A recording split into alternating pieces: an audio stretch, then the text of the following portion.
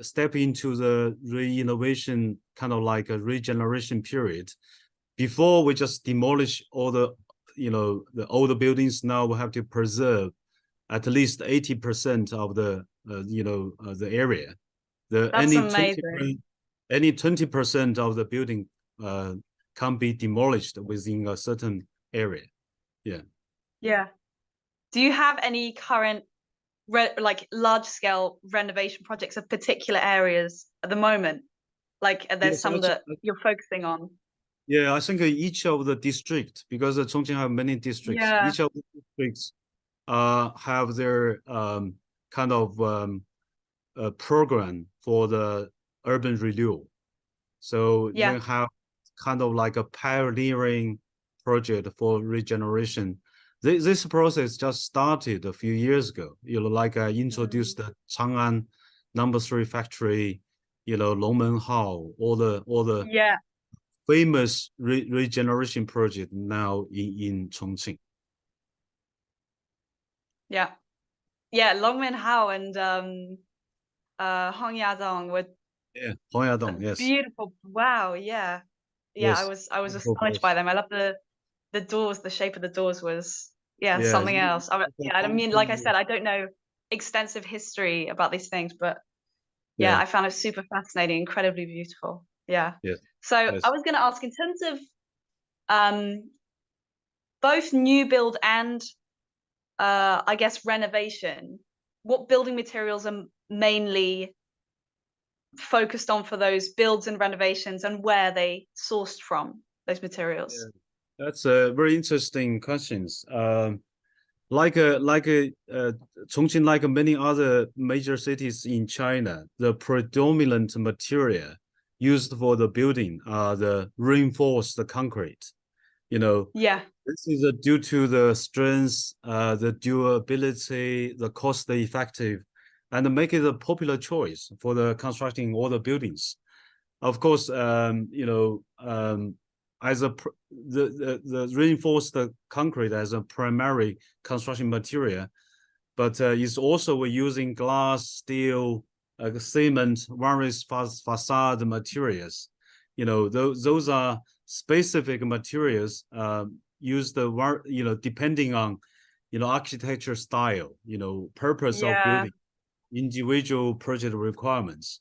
Now, nowadays we encourage more user energy saving or environment friendly materials with a clean energy on the construction, like a solar panel and on the facade, and also reduce the carbon emission.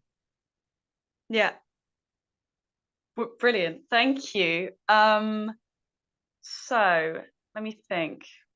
So how do most residents, because I get you said it was super hot today, 38 degrees, which is insane, but you have pretty long hot summers in Chongqing. So what do most residents use to keep their houses cool? I mean, is it common to use air conditioning? Like, it's not common here to have air conditioning, but yeah. Yeah, compared to UK, air conditioning is necessary in Chongqing. Yeah. However, when we design the buildings in Chongqing, we always try to see the power of nature.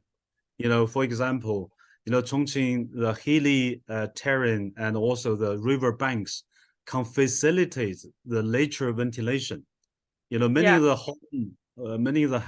homes are designed with a window strategically, placed to take advantage of the cross breeze, and the nature airflow. Yeah. So those are promoting the cooling during the summer months as well. On the other hand, the proper insulation is important to maintain the comfortable indoor temperature throughout the year. Insulted windows, walls, roofs will help the heat out, and in summer, and also return the warmth in the winter. Of course, Chongqing is extremely hot during the summer. Therefore, the air conditioning is used in Chongqing to cooling down The house. Yeah. Most of the modern residential buildings are equipment centralized conditional air conditioning system as well. More kind of green and more efficient. Yeah. Yeah. Yeah. Okay.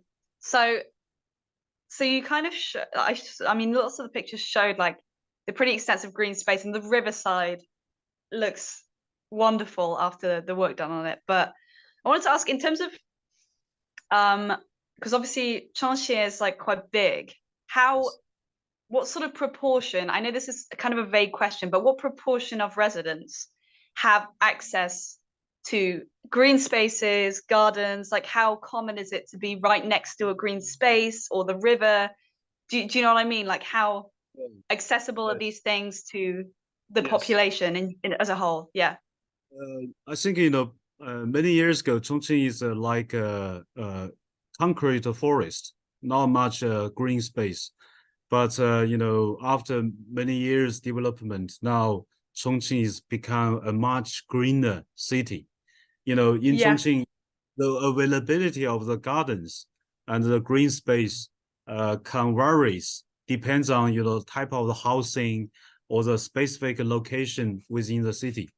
Here's some considerations. Firstly, is the high-rise apartment. Because of limited space, vertical nature of the high-rise apartment, the individual garden attached to resident unit are not very common.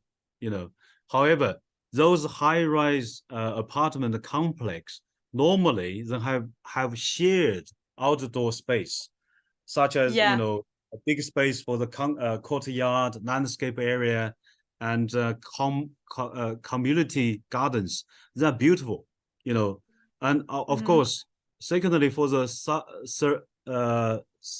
suburban area and some villas, those have their attached garden because they're low rise. It's common for them to have a small size of garden, flower bed, those things, lawns, and many of the city residents also use a balcony and a terrace for, building to have the green space. Many of the high-rise building actually has a balcony, so the residents use those space, but not very very big. But then use potted plants, flowers, greeners. And nowadays, each of the city, including of Chongqing, try to build more kind of pocket garden within the city, and also the community garden. So we have more and more those green space stretch out within the city. Now, for example, the Two River Four Banks project, we alongside the river actually build a lot of the green space for people to reconnect with the nature, so they can sort of go there, fly a kite, play a dog, and have fun, So basically we don't have luxury like the UK or the European countries. Each of the house of a garden, but we have those kind of shared space for the green. Yeah. Wonderful. So, in terms of, I mean, I don't know what the rates of flooding are in Chongqing. I don't know like how many housing projects, because from the photos, I mean, it seems like a lot of the housing's set back from the river. Yes. But I suppose in terms of generally extreme climate events, how a house is protected from that. Are there any like initiatives or I don't know, like flood defense work so that buildings don't need to be, demolished or anything like that? Just in general, any kind of climate protection that's I in think, place already. I think the safety and the resilience is very, very important for the government and for the local government and the people. So firstly, in terms of foundation of Chongqing, they're pretty much built on rock. So, when the earthquake come, next door city, Chengdu will be affected, but Chongqing is normally is kind of safe. Of course, for the flooding, recently there are big flood in the suburb district of Chongqing. There always a mechanism to sort of for rescue, for kind of like checking the safety of the defense, those stuff. And for the fire, each of the building and the office buildings, they always have the mechanism. Probably China have one of the most strict of fire protection laws to help the protecting the people from the fire disaster. So and like you say, from the setback of the rivers, is always the house has to build before the flooding levels. Each of the year there are different levels, but currently safe. It's crazy. I mean, even my hometown back in Shrewsbury, we had, because I live on a river I grew up in a river town near Wales.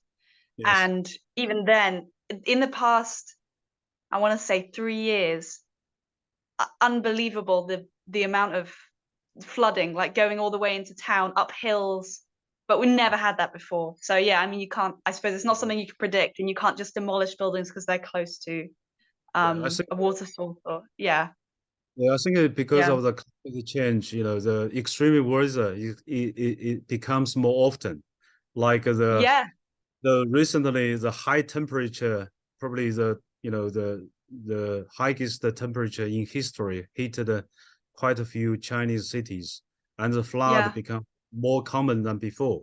So that is really give the architects, engineers more kind of like challenges, how to protecting the people, how to make the residential buildings, public buildings more safer. Because it's like, if I mean, whenever you have extreme periods of drought, if you have any kind of rain, then immediately that's like localized flooding and all.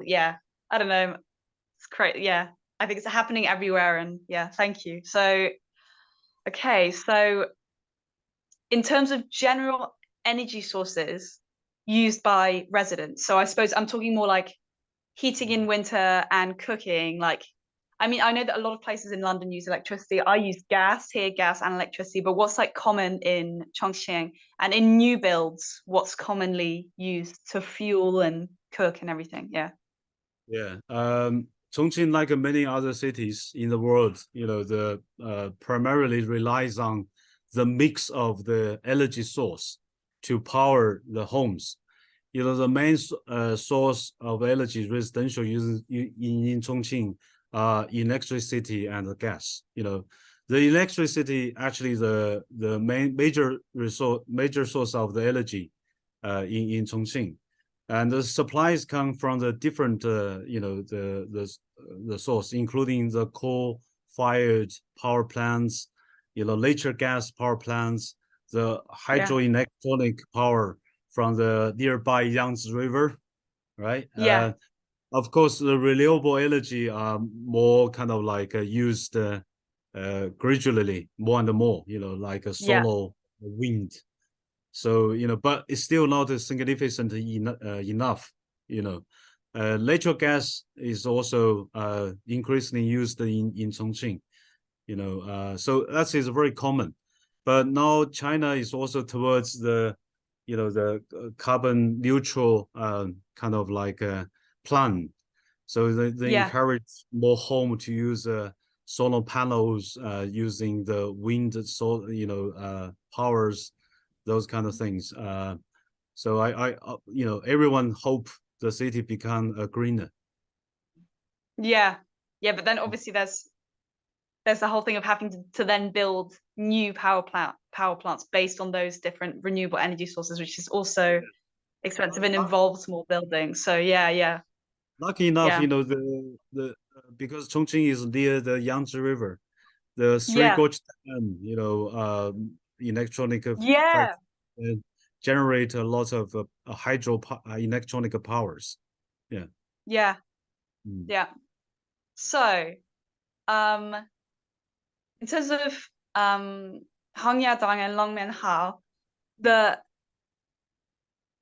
are there, like, in terms of new builds? I mean, I know that you said that you showed on some of the pictures on some of the examples of the prospective builds and renovations, some kind of traditional elements, but how much of an emphasis is put on retaining, I suppose, character and retaining traditional architectural, even though I know traditional is kind of a difficult word when things have changed so much over time, and you showed the postmodern and all these things are wonderful, but how much kind of emphasis is put on that for new builds and renovations, on traditional features and ways of life as well, I suppose.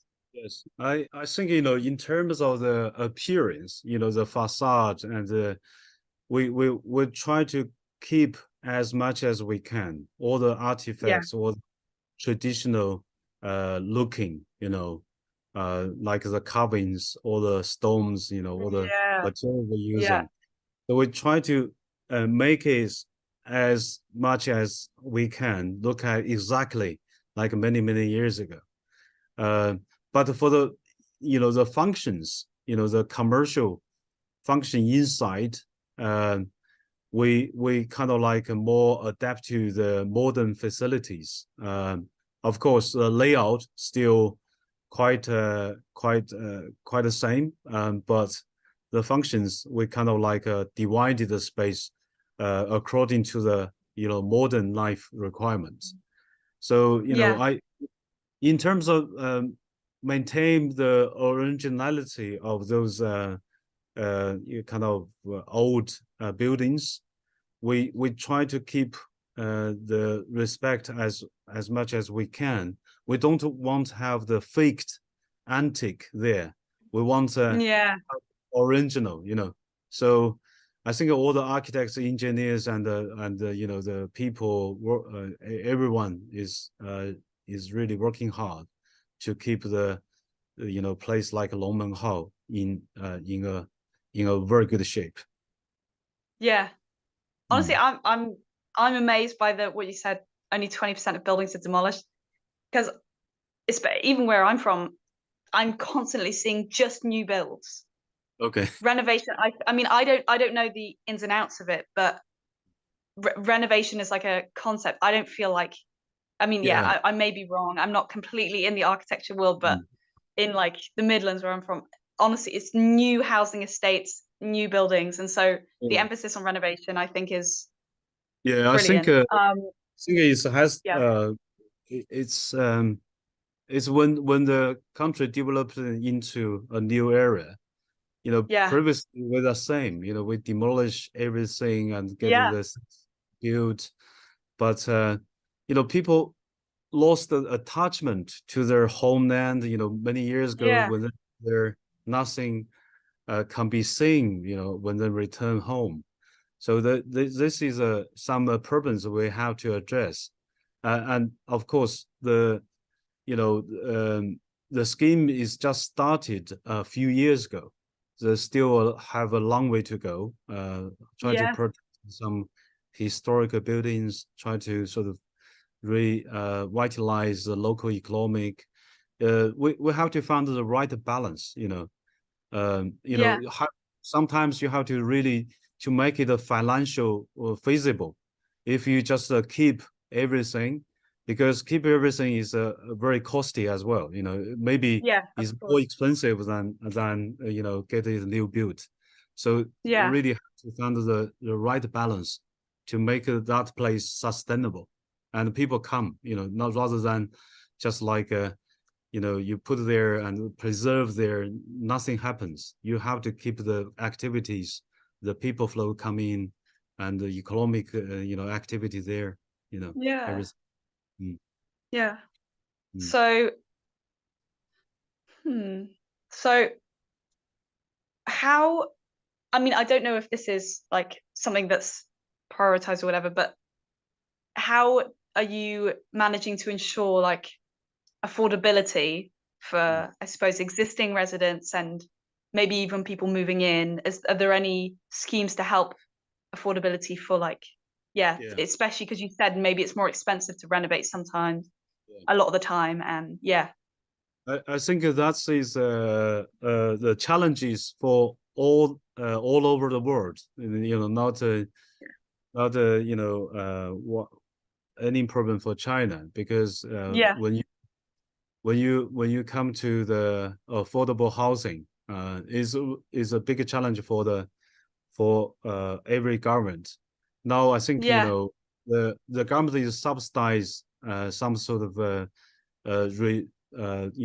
renovation of the older houses, and also when relocate residents of the new build area, they always have some protection schemes as well.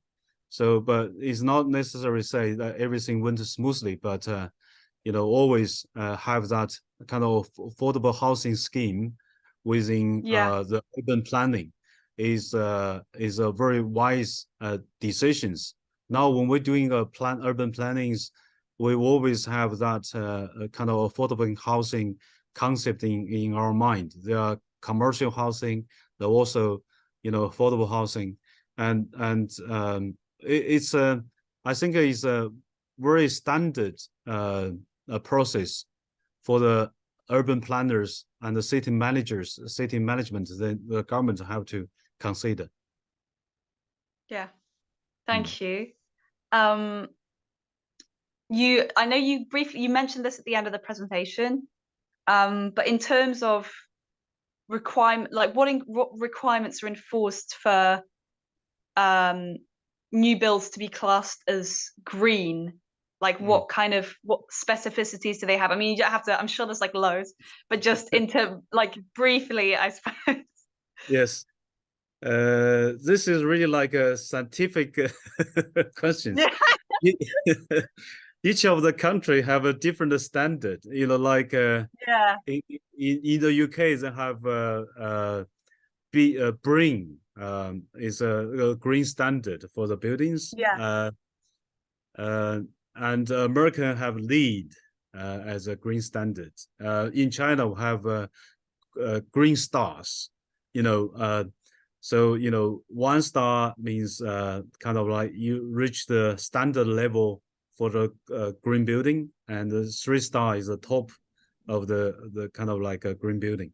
So basically, when we're talking about the building itself to reach a green they have lots of indicators in terms of the land, the resource, the material, how you construct it, how you insulation your windows or your roof, everything.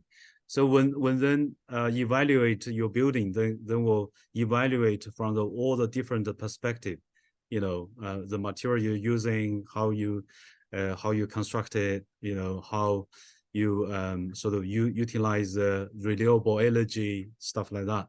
So everything come together, then give you a score. And if you score high enough, you probably get a 3 stars.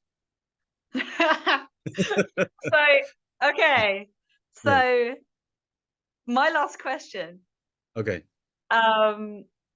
I wanted to ask you personally, Dr. Huang, what are you looking for students who are participating? Like what, maybe even just one thing, like what would excite you in like a proposal from someone who's participating in the competition? I don't know.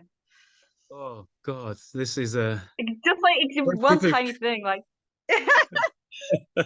like what would make you go like, interesting?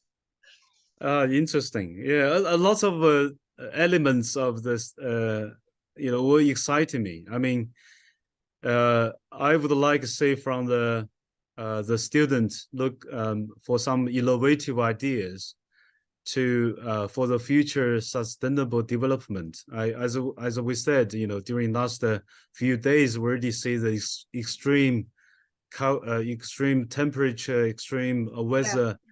How the new generation will face those kind of nature disasters or the challenges. You know, how we can make the earth more sustainable, make the city more beautiful and more resilient, basically. Yeah. Well, that's all I have. Okay. Yeah, it's honestly been fascinating, and you've been such a lovely person to talk to, Thank you, Dr. Hazel. Huang. It's been really lovely. Thank you. Thank you, Hazel. It's my pleasure to talk to you as well. Hope you Yeah. enjoy the nice weather in London. I will, and I'll hopefully one day I come over for that hot pot, man.